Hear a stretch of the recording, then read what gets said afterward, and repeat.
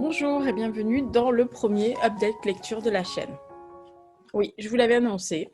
Je vous avais dit au début du mois de septembre, dans mes projets prévisionnels de l'année 2020-2021, enfin la saison 2020-2021, que je ferai peut-être de temps en temps des updates lecture. C'est le premier, voilà. Je ne sais pas comment ça va se configurer. Je ne pense pas qu'il y en ait tout le temps. Surtout, le mois prochain, c'est The Black November, donc je ne pense pas que je ferai des updates lecture. J'ai jamais fait de vlog pour le Black November, donc je ferai un point lecture. Mais peut-être que de temps en temps, vous verrez arriver une update lecture en plein milieu du mois. Là, je me suis dit que quand même, ces quatre-là méritaient largement que je m'arrête sur eux et que je ne fasse pas une vidéo fin du mois qui dure 1h20. Donc, vous aurez 2 points lecture dans ce mois-là. Il y en a qui ont de la chance quand même. Si vous voyez arriver ça, pas d'inquiétude. Hein. Voilà. Au printemps, j'ai les allergies. En automne, j'ai le nez qui coule et le cerveau qui s'embrume. Voilà, c'est... L'été, l'hiver, enfin au printemps c'est les fleurs, l'hiver c'est les marronniers. Enfin, les marrons. Voilà, donc c'est comme ça, vous inquiétez pas. Donc ça c'est en ordre de lecture, donc on va commencer tout de suite parce que sinon je vais faire 1h20 sur l'update lecture, ce qui n'est pas le but. Premier livre dans l'ordre de lecture. Hein. Premier livre, donc c'est Mark Zellweger, Le Pacte d'Alan Dulles. C'est le 3e tome des Espionnes du Salève aux éditions Les Eaux Troubles, qui a un SP un peu partenariat avec eux. Je vous avais déjà fait le point lecture de septembre où je vous avais parlé des 2 premiers tomes. J'ai lu le 3e comme j'avais prévu dans le book haul de ce mois-ci. Alors, cette fois-ci, on est toujours dans les aventures des espionnes, mais nous sommes dans la période du 11 novembre 42 à juillet 43. Alors, je récapitule pour ceux qui n'étaient pas là en septembre. Voilà, sinon vous allez voir le point de lecture de septembre. Hein. Mais enfin, en gros, le premier tome, c'est 40-41, le deuxième tome, 41-42, le troisième tome, 42-43. Alors, cette fois-ci, nous sommes donc le 11 novembre 42. Je suppose que la date, pour ceux qui connaissent un peu l'histoire minimum, l'histoire de France, savent que c'est le franchissement par l'armée allemande de la ligne de démarcation, donc de l'envahissement de la France complète, qui se retrouve complètement occupée, sachant que même si la ligne de démarcation a tenu un petit peu plus jusqu'en 43, mais enfin bon, en gros, ils ont envahi la France complètement. Et on se retrouve toujours dans ce réseau d'espionnage et de résistance entre Lyon et la Suisse, même si nos espionnes vont ailleurs, puisque dans le tome 2, elles étaient en Afrique du Nord pour aider en gros les troupes britanniques et un peu françaises à lutter contre l'armée allemande et notamment l'Afrika Korps de Rommel. Et là, elles se retrouvent dans un contexte plus différent, enfin assez différent, c'est-à-dire que là, c'est plus recentré sur la résistance française, les différents mouvements de résistance française, et notamment, vous le voyez là, l'envoyé spécial du général de Gaulle, donc Jean Moulin, qui va arriver à Lyon, qui va essayer de fédérer les différents groupes et groupuscules de la résistance qui sont mis en place entre mi-40 et fin 42, pour essayer de regrouper sous une seule et même bannière, donc en gros le Conseil national de résistance, mais pas tout le monde est d'accord. On s'en se doute, hein, parce que les Français, dès qu'on leur dit qu'il faut faire ça, ils font complètement différent, mais c'est l'esprit français, même quand on est en guerre.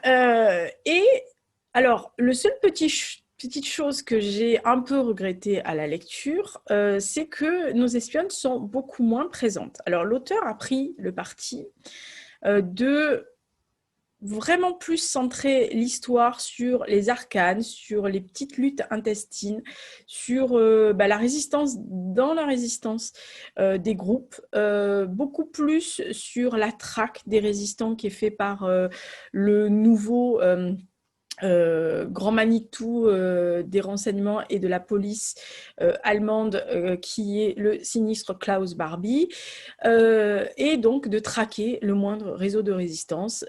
Alors, il développe quelque chose. Alors oui, on voit nos espionnes. Oui, elles ont des missions à l'étranger, toujours un peu à droite, à gauche, mais elles sont beaucoup moins présentes et c'est ce qui, comme je vous disais tout à l'heure, c'est ce qui m'a un peu manqué parce que là, ça passait vraiment dans un livre euh, très roman historique, très centré sur un sujet ou deux. Et donc, eh ben, on a perdu ce côté attachant. C'est-à-dire que moi, je m'étais attachée à certains personnages, même à toutes. Mais il y en avait certaines que j'aimais plus que d'autres. Et là, elles arrivent par touche. Et donc, on n'a plus le temps de se dire ah mais qu'est-ce qu'elle fait, ah mais oh voilà. Donc il manquait ce côté intimiste ou intime de la relation que le lecteur lit avec les espionnes dans les 2 premiers tomes. Nonobstant ce fait-là, on voit arriver, puisque l'Amérique est rentrée, enfin les États-Unis sont rentrés en guerre en fin 41, et que petit à petit, on voit arriver des émissaires américains, notamment le Alan Dulles, qui va arriver en Suisse, qui vont essayer en fait, d'armer et de soutenir certains mouvements de résistance contre celui qui est officiellement celui de De Gaulle, puisqu'en fait, en gros, même si vous n'êtes pas au courant, enfin, je ne sais pas, peut-être que non, enfin, en tous les cas, le général De Gaulle ne faisait pas l'unanimité parmi les alliés, y compris son grand pote Churchill, et surtout pas au début chez les Américains, même pas du tout. Donc, il soutenait d'autres personnes, notamment il y a une partie en Afrique du Nord qui explique très bien qu'il soutenait plus un général qu'un autre. En fait, ils essayent de contrer l'émissaire de Gaulle, donc Jean Moulin. Et il y a aussi ce filigrane, et c'est le seul fil rouge, je pense, du livre, c'est qui a trahi en fait cette réunion où a été arrêté notamment Jean Moulin. Je suis désolée, au moment où je tourne, je claque les portes toutes les 5 minutes. Et en plus, aujourd'hui, il y a du Mistral et la Tramontane, donc personne ne tient les portes. Si vous entendez ça, ne vous inquiétez pas. Et ce fil rouge-là va durer du début jusqu'à la fin pour savoir quelles sont les personnes qui auraient eu, alors peut-être pas l'intérêt ni le bénéfice, mais en tous les cas, l'idée de balancer une partie des personnes qui vont se regrouper dans cette maison de ce docteur, enfin à l'étage de ce cabinet médical, pour en fait les faire arrêter par les hommes de Klaus Barbie, et qui vont finir par, et de toute façon c'est pas dévoilé la fin du film, enfin du livre, mais on sait très bien que en juillet 43 on a retrouvé le corps de Jean Moulin, donc décédé, oui, je précise au cas où. Et donc moi j'ai beaucoup aimé cette partie-là, c'est-à-dire que très souvent on a l'impression dans certains livres que la résistance était unie, française, était unie, que tout allait bien, que tout était... Non. Voilà. Pour le savoir de ma famille, puisque j'avais un oncle qui était rentré dans le maquis, enfin en tous les cas dans la résistance à partir de fin 40, il y avait beaucoup de petits groupes, des groupes qui n'étaient pas forcément très copains comme cochons ensemble, et qui faisaient leurs petites choses jusqu'à ce qu'il y ait plus ou moins une fédération et qu'ils aient fédéré. Alors, est-ce que certains groupes avaient ou personnes avaient intérêt à ce que Jean Moulin, qui est décrit là quand même comme quelqu'un d'assez autoritaire et assez obtus et assez droit dans ses bottes, ce qu'il était, et qui avait de toute façon des ordres de son chef, hein, donc il était là pour leur dire bon, vous vous mettez derrière tous la bannière et puis vous arrêtez un peu de râler. Et le fameux Alan Dulles, qui est, je ne sais pas, enfin peut-être que certains sûrement le savent, qui a fait partie de la commission Warren sur l'enquête de la mort de Kennedy et qui était directeur du FBI. Voilà. Est-ce que j'en dis plus? Non. Sur le livre en lui-même, c'est toujours bien écrit, ça se suit bien, les chapitres sont très courts, il n'y a pas de soucis majeurs, vous pouvez être fan de la période sans connaître trop des masses, ou même si vous connaissez bien, c'est suffisamment bien foutu et l'auteur a fait suffisamment bien de recherche pour ne pas faire ululer certaines personnes. Voilà, donc c'est un roman qui fait partie de la ouais, de la série Les Espionnes du Salève, mais qui ne me fait pas, qui ne met pas en lumière les espionnes, mais qui les met plutôt comme des seconds rôles. Voilà. Alors, je ne sais pas si l'auteur va sortir la période 43-44, 44-45, sûrement, peut-être, mais visiblement pas dans l'immédiat. Donc, on verra bien s'il revient sur les espionnes. S'il ne l'a pas encore écrit, je lui précise que ça serait bien de recentrer sur les espionnes. Alors, je sais que les filles dans la résistance, elles étaient présentes, mais que mettre toujours des femmes en avant sur cette période-là, c'est peut-être un peu compliqué. Mais voilà, peut-être des petits courts chapitres pour qu'elles soient plus présentes, pour qu'on sache exactement où en est Anna et son mari, qu'est-ce qu'elles font pas. Il y en a certaines qui ont un peu morflé dans les tomes précédents, donc voilà. Donc honnêtement, moi j'ai bien aimé, mais comme je vous dis, c'est le bémol, c'est que je les ai perdues mes espionnes et bah du coup j'étais un peu pas déçue, mais j'étais désemparée de ne pas les voir. Voilà. Mais sinon, le pack d'Alan Jules, donc de Marc Zellweger, oh, vous avez vu, j'y suis arrivée,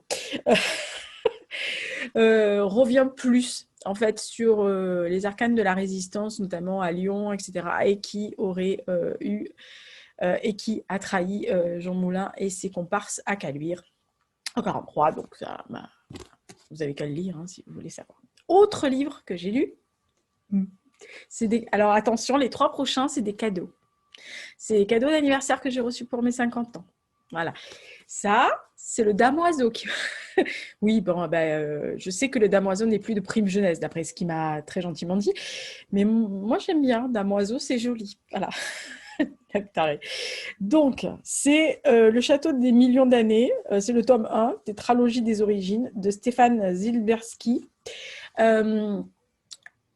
C'est un alors ça serait un SFFF, c'est un science-fiction fantasy qui, alors, de toute façon, vu la couverture, je pense que c'est un peu compliqué. Donc on est en fait au début, on est en juin 39 avec Friedrich Saxhauser qui me fait penser, alors je vous le dis tout de suite comme ça, j'élimine le côté groupinette qui est en train de se profiler. Ça serait un espèce de Indiana Jones nazi. Là, il y en a certaines qui sont en train de se dire, mais elle est complètement barrée. Non. Alors, on fait connaissance donc avec le fameux Friedrich Saxhauser. Je suis désolée si je le prononce mal, mais de toute façon, moi et l'allemand, j'ai toujours eu un problème. Pour la fille qui... Bref. Alors, ce garçon-là, c'est un agent du SD. Voilà, qui est assez proche, voire assez très très proche de Hitler et Himmler, puisqu'en fait, il faisait partie des premiers membres, non seulement du parti, mais des groupes qui entouraient Adolf Hitler bien avant son putsch de Munich en 1923, et qui ont cru à ce qu'il allait développer plus tard, qui ne s'est pas posé de question des masses de le suivre au début, qui est devenu son garde du corps, qui s'est intégré dans la SS, dans la SD, qui a visiblement une confiance assez... alors, de Hitler, oui, qui a une confiance assez bien posée avec Himmler. Par contre, l'autre, là, Reinhard Heinrich, c'est pas son pote des masses. On se demande bien qui, Heinrich... Voilà, sachant que monsieur avait des fiches sur tout le monde, hein, y compris sur les dignitaires, hauts dignitaires nazis, donc en gros, voilà. Ce garçon-là va être mandaté par Himmler, qui était quelqu'un qui avait beaucoup d'appétence pour l'ésotérisme et qui avait surtout ce que j'ai lu, ce qui est aussi pas mal dans le livre que j'ai lu en histoire, dont je vous parlerai au mois de novembre dans le point histoire, cette doctrine de race, de sang, qui voulait, en fait, qui dépêchait des expéditions pour conforter l'idée de race aryenne, c'est-à-dire que la race aryenne, les Aryens ont été beaucoup plus vieux que n'importe quelle autre civilisation sur Terre, et donc étaient les supérieurs, donc les autres, c'est tous des nouilles. Hein. Et Il est envoyé, Saxe-Hauser, dans une expédition avec un archéologue et 2 autres gamins assez fanatiques issus des jeunesses hitlériennes en Perse, en Iran. Et ils vont chercher des preuves de cette fameuse civilisation aryenne qui aurait régné sur l'humanité, sur le monde entier. Ouais. Et en filigrane, en fait, il y a des flashbacks qui vous racontent l'itinéraire de Saxe-Hauser, donc du début de sa rencontre avec certains futurs nazis dans les tranchées, jusqu'à ce qu'il a fait auprès de Hitler, Himmler, etc., par petites touches. Il y a des petites touches aussi, parce que c'est un beau gosse, hein. Donc, il ne se gêne pas avec la jante féminine. Il a une fiancée, entre guillemets, un peu officielle. Bon, bref. Mais bon, il a des coups de canif dans le contrat, mais pourquoi se gênerait-il? Mais lors de cette expédition, ils vont tomber, enfin, lui va tomber, en tous les cas, notamment sur une civilisation extérieure, extraterrestre. Voilà, qui a l'air d'être là depuis des millions d'années, qui aurait, en fait, qui serait là pour donner une certaine avancée, des clés, une technologie, et il va découvrir qu'il y a une technologie qui est sur Terre cachée, qui pourrait très bien faire gagner la guerre au Troisième Reich et établir ce fameux Reich millénaire. Simplement, le problème, c'est qu'on comprend très vite au fil des pages que Saxe-Hauser commence à douter de la doctrine qui a été instaurée par le pouvoir, le régime hitlérien, et que même si il est toujours loyal envers son Führer et certaines personnes, il doute de certaines choses. Il y a des choses qui le heurtent un petit peu. Et il va faire ramener cette technologie tout en se posant un peu des questions sur ce qu'il va faire. Donc, quand je vous dis que c'est un Indiana Jones nazi, c'est à peu près ça. C'est-à-dire que vous avez un roman d'aventure, il y a un peu d'espionnage, et il y a science-fiction dans le sens où c'est quand même une espèce de dystopie chronie, si vous voulez. Et il y a des extraterrestres. Hein, donc voilà, on est en plein dedans. Simplement, c'est hyper bien... Alors, c'est hyper bien écrit. C'est très documenté sur la période de la naissance du Troisième Reich. Je peux vous assurer que pour connaître très bien la période, je n'ai pas ululé une seule fois, même si quelquefois il y a des libertés qui sont prises avec un peu certaines choses. Parce que Saxe-Hauser n'existait pas, ou en tous les cas, il y avait peut-être quelqu'un qui lui ressemblait et qui existait, mais lui, non. Mais par contre, voilà, il y a ce côté... c'est pas un cours d'histoire, mais au fil des pages, vous apprenez des trucs. Et je pense que, enfin, moi, j'ai rien appris, hein, mais je pense que les personnes qui le lisent ou qui l'ont lu et qui ne connaissaient pas peuvent se dire qu'après lecture, ils en savent beaucoup plus, même s'ils imaginent que c'est un roman, donc c'est fiction, mais il y a pas mal de vérités, beaucoup. Si vous enlevez les extraterrestres, les machins, enfin, quoi que, qui sait? En fait, on ne sait pas. Oh punaise. Ouais, en plus, en ce moment, je suis en train de lire un livre qui est en plein dedans, là. Donc, je suis en train de me dire que finalement, les extraterrestres... Voilà. Désolée, ça commence à couler. Donc, c'est insupportable. Je vous mets le livre parce que moi, j'en peux plus. Et en fait, ces étranges créatures qu'il va rencontrer vont lui donner un pouvoir aussi. Et il va se rendre compte qu'il peut accéder à ce pouvoir-là. Voilà. Donc, c'est un livre que j'ai beaucoup aimé. Dont on m'avait parlé, donc Dame Chantal et le Dan Oiseau m'avaient parlé, que j'avais prévu de lire un jour, mais que bon, je me suis dit, oh, je vais le lire, et que j'ai eu la chance de recevoir pour mon 50e anniversaire, donc je les remercie encore, enfin, en tous les cas, le Dan Oiseau, celui-là, et j'ai reçu les 4 tomes. Donc celui-là, c'est le tome 1, donc j'ai les 3 autres, et les 3 autres sont théoriquement prévus pour décembre, voilà. Enfin, au moins 2 pour le mois de décembre. Voire un seul, oui, voilà, je suis désolée, ça sonne, mais ça, c'est le bonheur des personnes qui, quand elles veulent déposer des prospectus dans vos boîtes à lettres, sonnent chez tout le monde.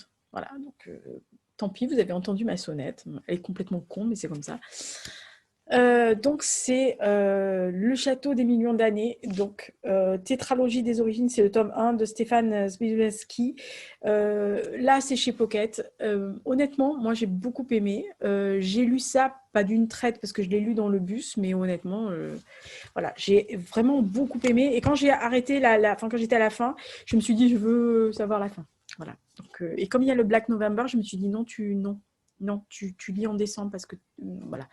Mais très bonne lecture. Alors, évidemment, c'est un truc qui à base histoire. Vous allez me dire, c'est encore ma partie. Bah oui, désolé. Entre enfin, celui que je vous ai présenté, celui-là, je suis toujours dans la Seconde Guerre mondiale. Pas tout le temps. J'ai d'autres périodes d'histoire. Alors, je fais un petit aparté, mais j'ai d'autres périodes d'histoire que j'aime. Hein. J'aime le Moyen-Âge, le haut, le bas, le milieu, enfin le Moyen-Âge dans toute sa splendeur. Parce que de toute façon, toutes les parties du Moyen-Âge, quelles qu'elles soient, ont un intérêt assez prépondérant pour moi. Je suis aussi très attachée à la Première Guerre mondiale. Donc Première et Seconde Guerre mondiale, le Moyen-Âge, et j'aime la révolution industrielle en Angleterre. Voilà. Après, il y a des périodes qui sont sympas, que j'aime bien, mais il y en a certaines qui m'intéressent absolument pas. Voilà. Il y a des touches, il y a des dates comme ça, un peu clés qui me plaisent. Donc, c'est aussi, je pense, quand vous aimez une période ou que vous aimez quelque chose, etc., vous allez vous diriger toujours sur la même chose. C'est peut-être un peu bizarre, mais c'est comme ça. Je suis désolée, ça va faire du bruit, hein, je vous le dis. Je pense que ils sont partis pour faire un déménagement aujourd'hui. Autre livre que j'ai reçu pour mon 50e anniversaire, donc cette fois-ci c'est de Dame Chantal. Vous avez vu, voilà. Ça s'appelle Au service surnaturel de Sa Majesté de Daniel O'Malley, donc c'est chez Pocket. Oui, alors, je parlais d'histoire, il y a des pays aussi. Là, il faut que je le dise. Voilà, tout ce qui touche l'Angleterre, notamment, vous voyez, donc tout ce qui touche l'Angleterre, l'Écosse, l'Irlande, on va faire la partie large britannique, l'URSS, la Russie, le Chili. Et quand je dis URSS, c'est l'histoire de la Russie, de la Grande Russie, de l'URSS, etc., y compris les pays qui ont été à un moment donné dans la Fédération de Russie ou dans l'URSS, bref, enfin toute cette partie-là, le Chili aussi, donc l'Amérique du Sud. Vous êtes sûr de me toucher, hein. Alors là, si dans le titre, il y a écrit Sa Majesté, Londres, enfin machin, voilà. Donc, je pense que Dame Chantal a pensé que déjà, au service de Sa Majesté, ça allait m'attirer la tête. Et alors, surnaturel, elle a dit, oh, l'autre, ça va lui plaire. Ah bah oui. Voilà. Alors, on est dans une histoire, je ne sais même pas comment raconter ça. En fait, on fait la connaissance de Mifeni Thomas, qui est un agent secret de ce qui serait la version du MI6 s'il y avait un MI6 surnaturel. C'est-à-dire s'il y avait une partie des services secrets anglais qui serait, comment dire, affrété à des affaires spéciales qui toucheraient tout ce qui est surnaturel. Voilà. Alors, si vous croyez aux elfes, aux démons, à des choses complètement barrées, elle fait partie de ce service-là. Elle est une tour. Alors, c'est pour ça qu'il y a, vous voyez, il y a une tour. C'est en fait tous les personnages, tous les titres des personnes sont calés sur un échiquier, sur les noms enfin les titres d'un échiquier. Donc, il y a des tours, il y a des pions, etc. Et elle, en fait, au début du roman, quand on arrive, elle ne sait plus qui elle est. Non, ça commence bien déjà, je vous le dis. Donc, en fait, elle a perdu la mémoire et elle se retrouve un matin avec la mémoire qui défaille. elle est pleine de bleu, donc visiblement, elle s'est battue. En fait, elle s'est fait rétamer la figure, hein, en gros, hein, voilà. Et elle trouve dans son manteau, son par-dessus, une lettre qui lui est adressée par elle-même. Oui, dit comme ça m'a l'air complètement barré. Oui. Mais c'est barré. Hein. C'est un roman. Alors, je sais qu'il y a un deuxième tome, et je vous le dis tout de suite, je pense que l'année prochaine, vous allez le voir arriver, parce que je me suis tellement marrée à lire le premier qu'il faut que je chope le deuxième. Et tout au long de l'histoire, il y a un complot qui s'est dressé. En fait, elle va chercher qui, par tous les petits mots qu'elle s'est laissés pendant les quelques jours où elle a réalisé qu'il y avait quelque chose qui se montait contre elle, et le moment où elle allait perdre la mémoire, parce qu'elle l'a su qu'elle allait perdre la mémoire par une voyante, machin, enfin bref, alors je vous dis que c'est pareil. Elle s'est laissé des indices, elle s'est laissé un classeur avec qui fait quoi, qui est qui, qu'est-ce qu'il faut dire, qu'est-ce qu'il ne faut pas dire. Le problème, c'est que comme elle a perdu la mémoire, elle a une autre personnalité. Et donc, elle essaye de caler la personnalité qu'elle a maintenant à la personnalité qu'elle avait avant. Le problème, c'est que si vous faites ça, les personnes qui vous connaissaient avant et qui vont arriver une illuminée, qui ne sait plus qui fait quoi, qui est qui parle aux gens avec bienveillance alors que l'autre était une froideur. Elle est décrite comme une fille très timide, très pondérée, très mijaurée, machin, etc. Là, voilà, à un moment donné, elle papote, elle vomit très régulièrement parce qu'elle ne supporte pas certaines choses, etc. Et elle est confrontée dans son organisation, donc même à des gens qui ne peuvent pas la blairer. Bon, notamment l'autre tour. Et l'autre tour est une personne séparée en 4 corps. Ou si vous voulez bien, en fait, il y a 4 corps et un seul cerveau qui gère la bête, voire d'autres. Enfin, bref. Donc, elle se confronte, elle ne sait jamais qui elle a en face, s'ils sont... Enfin, mais voilà, il y a un personnage que j'ai beaucoup aimé, c'est Alrich. Évidemment, ça va étonner personne quand je veux dire que c'est un vampire. Voilà, c'est le genre de vampire, vous ne voulez pas le croiser, mais quand même, plus si affinité, comme on dit. Alors, je ne peux pas vous raconter ce qui se passe, parce que si je vous raconte, en plus, en plein milieu, il y a un groupuscule, alors, cela, il y a un groupuscule qui s'appelle les Greffeurs. C'est un truc hollando-belge. Non, je suis désolée, c'est horrible. Hein. Je sens que les vidéos vont très, très compliquées en automne, mais bon, c'est pas ma faute, hein, c'est comme ça. Oui, ils sont hollando. Enfin, c'est un truc qui est créé ils sont en Belgique. Enfin, ils récupèrent des morceaux de gens pour greffer, pour faire des... Voilà. Donc, je peux pas vous raconter ça parce que je me suis dit, comment tu vas raconter ce livre? Parce qu'il est irracontable. Il est loufoque, complètement barré. Si vous aimez l'humour, alors il est plein d'humour et c'est de l'humour anglais.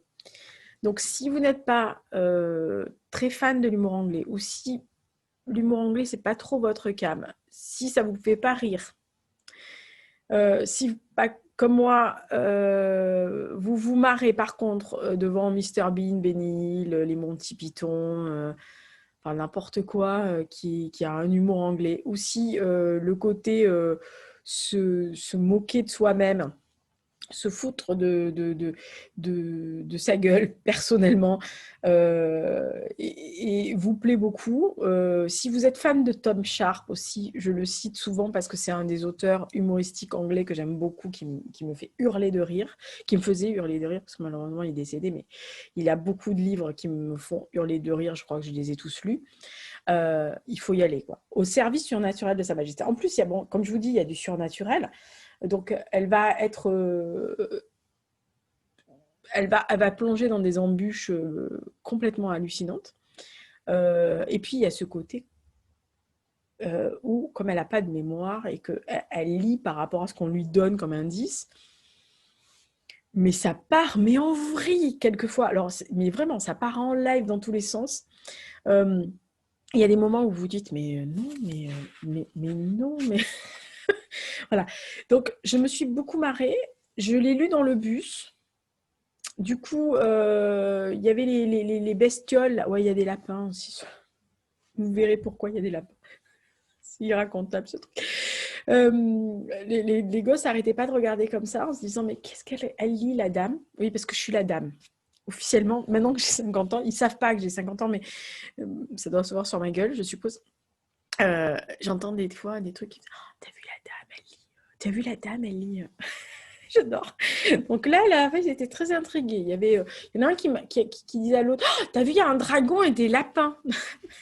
Donc ils ont dû se dire mais qu'est-ce qu'elle leur a? Mais elle lit n'importe quoi en fait. Mais non, c'est pas n'importe quoi. Au service surnaturel de Sa Majesté, donc de Daniel O'Malley, c'est très très drôle. Mifénie Thomas est un personnage à la fois touchante et complètement débile. Elle est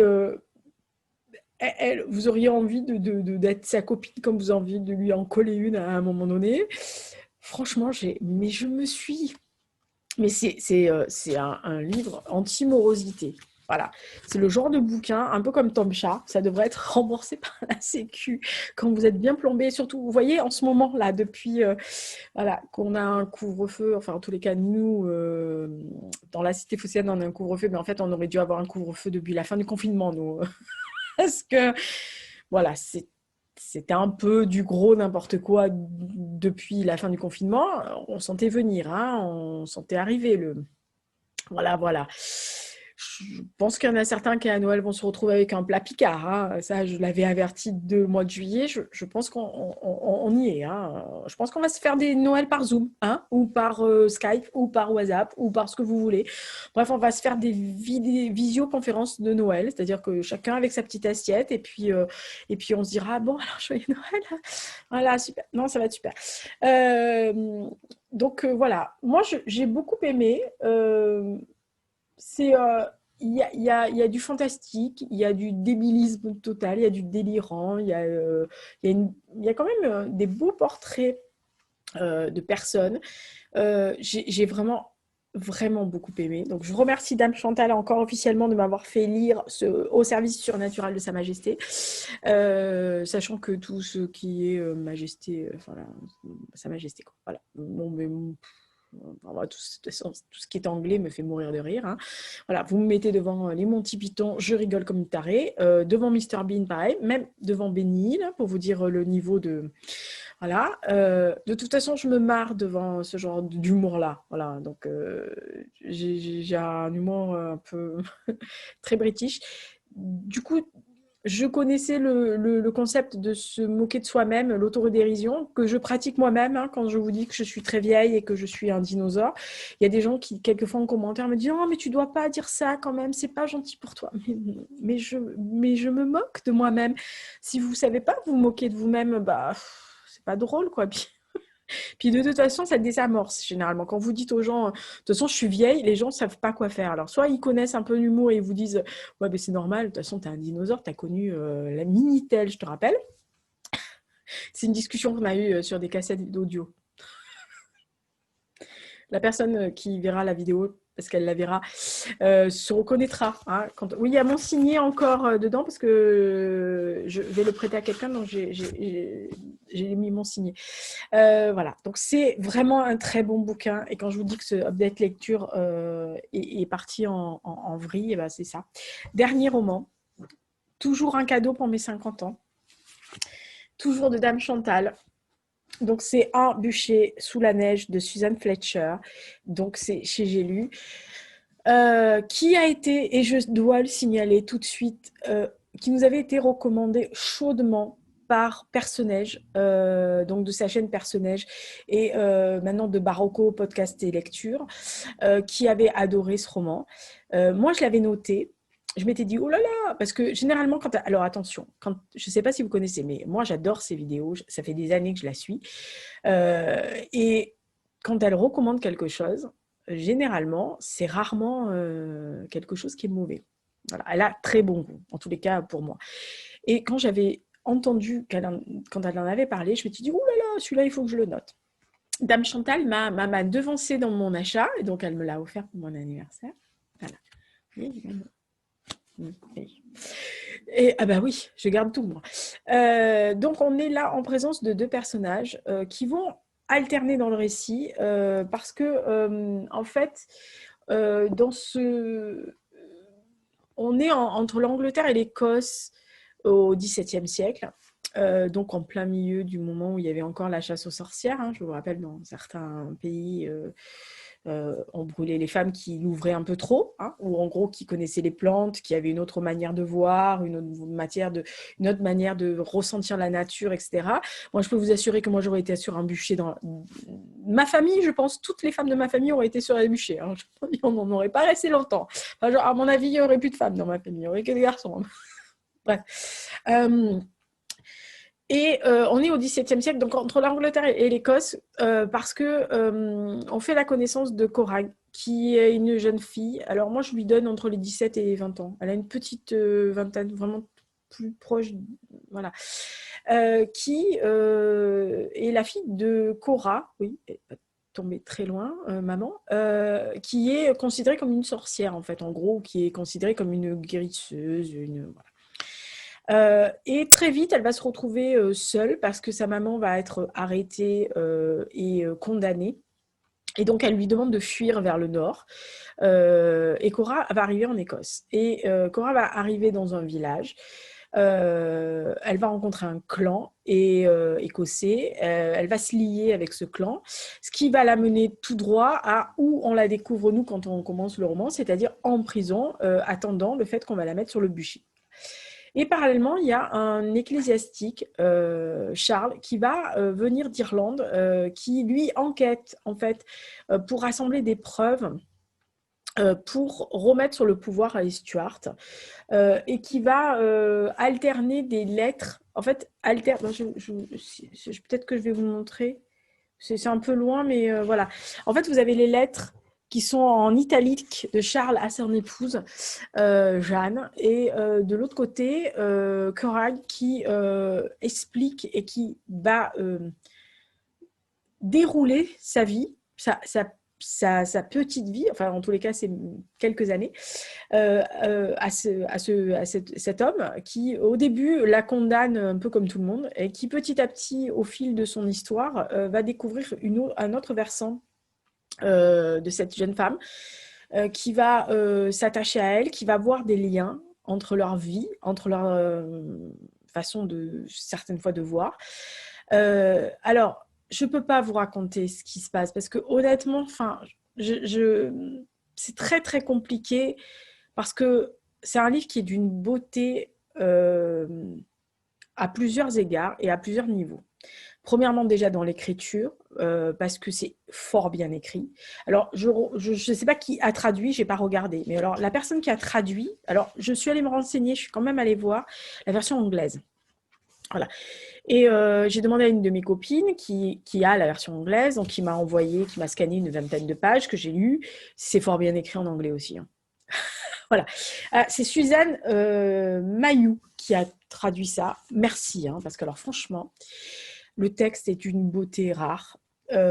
C'est à la fois poétique, lyrique, romanesque, empreint d'une délicatesse à chaque fois.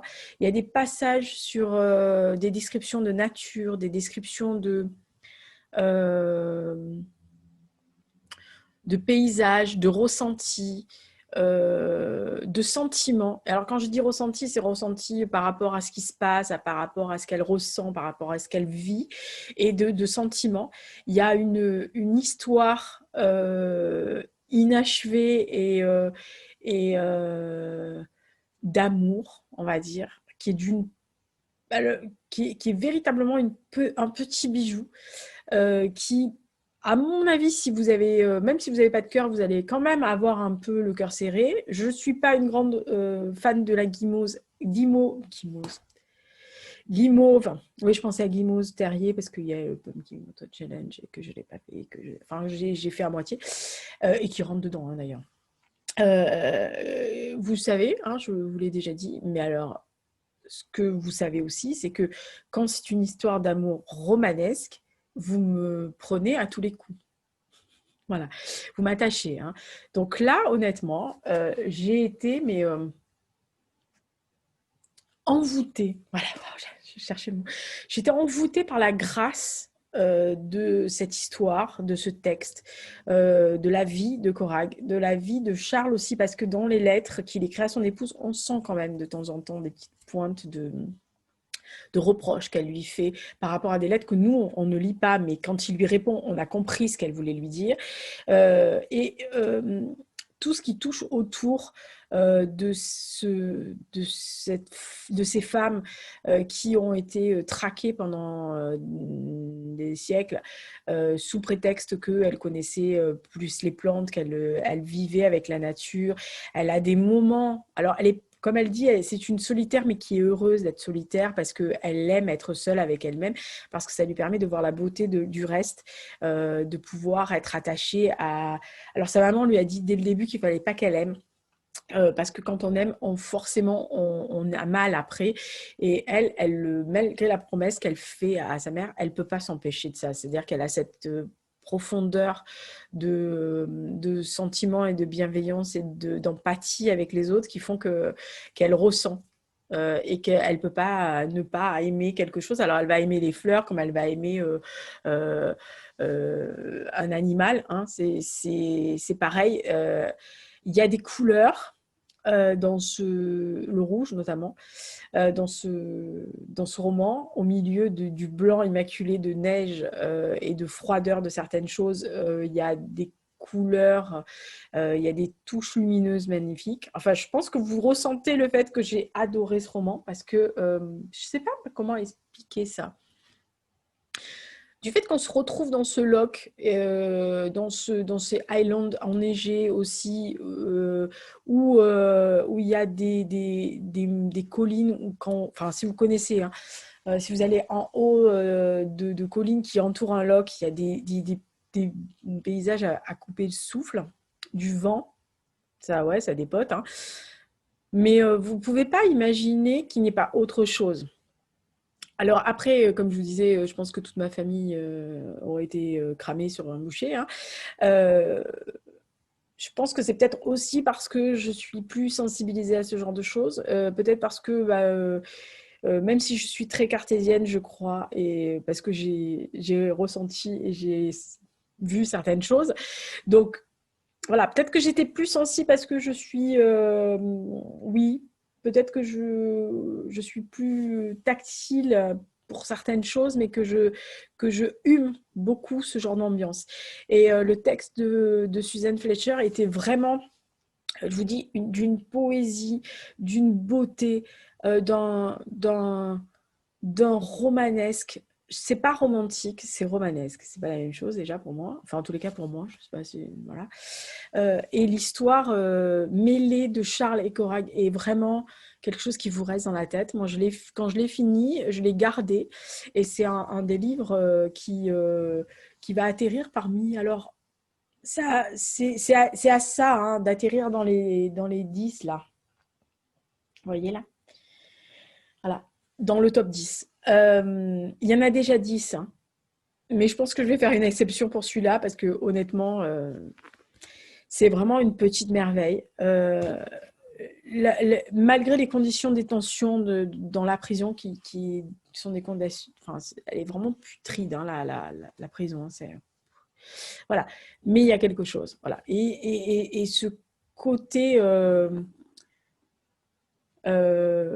rebelle à tout, mais en harmonie, moi, j'ai été enthousiasmée par le texte. Voilà. Donc, à la fin, j'ai eu le cœur serré, hein, mais j'ai trouvé que la fin était belle. Voilà. Je ne vais pas vous raconter, je ne vous spoilerai pas plus parce qu'en fait, c'est un peu comme au service naturel de Sa Majesté, complètement dans un registre différent. Mais c'est pareil, si on vous raconte trop, c'est très dommage parce que vous allez partir avec des idées préconçues. Et ça serait tellement dommage de ne pas lire tout ce qu'elle développe, tout ce qu'elle donne comme info, tout ce qu'elle fait ressentir dans la lecture.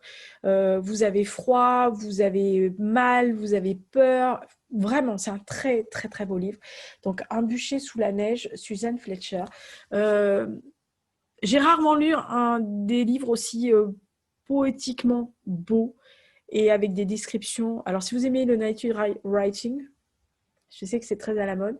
Il y a des passages sur la nature et sur les paysages qui sont à tomber. En plus, j'ai dit, oui, alors c'est peut-être pour ça que ma famille aurait été cramée sur le bûcher.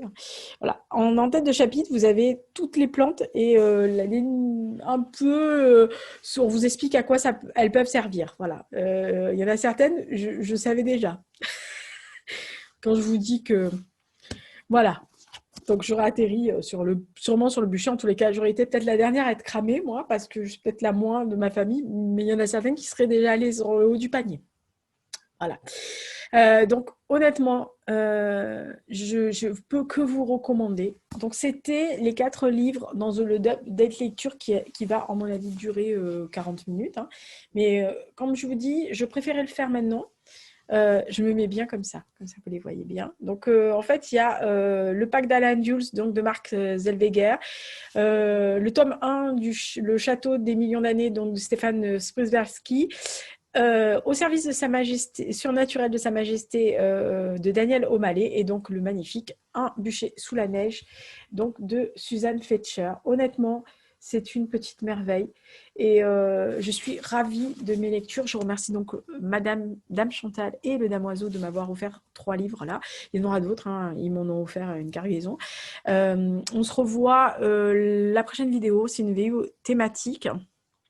Je vous dis pas sur quoi, mais si vous avez regardé Instagram, je sais pas de quelle date, du 15, je crois. Vendredi 15, je crois, ou 16. Vendredi 16, j'ai mis un indice sur le nombre de... Enfin, j'ai montré les livres. Enfin, j'ai pas montré les titres, mais j'ai montré les livres.